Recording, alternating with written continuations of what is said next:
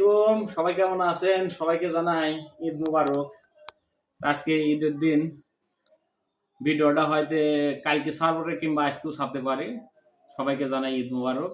আসলে নামাজ পড়তে আসতে সবাই দোয়া করবেন, যে যেখানে থাকুক সবাইকে আল্লাহ ভালো রাখুক, সুস্থ রাখুক।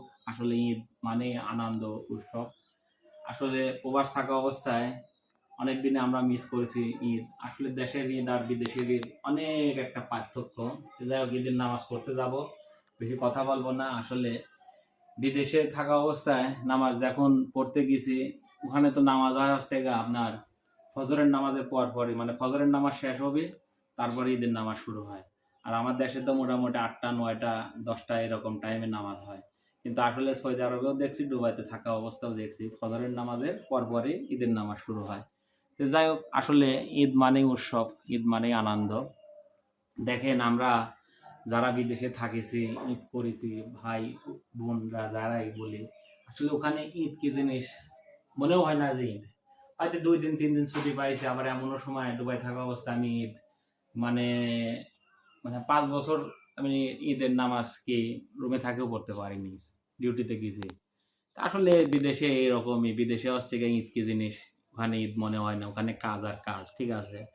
আর আমরা যখন দেশে থাকি, দেশে থাকলে তো মোটামুটি যে যেখানেই থাকুক, ঢাকা থাকুক আর বাংলাদেশে যে প্রান্তেই থাকুক না কেন, পরিবারের জন্য, পরিবারের সাথে ঈদ করার জন্য 2 দিন আগে 3 দিন আগে চলে আসে। কিন্তু আসলে বিদেশে মোটামুটি এরকম সিস্টেম নাই, ঠিক আছে। ওখানে কাজ আর কাজ, ঈদ কি জিনিস ওখানে টের পাওয়া যায় না। আসলে বড়ই আফসোস, প্রবাসী ভাইরা যে কষ্ট করি আমরা। আসলে প্রবাস যারা আছে তারাই একমাত্র জানে প্রবাস লাইফটা কত কষ্টের, ঠিক আছে। তো যাই, দীর্ঘ অনেকদিন পরে কুরবানি ঈদ পালাম, আবার রোজার ঈদও করছিলাম আলহামদুলিল্লাহ।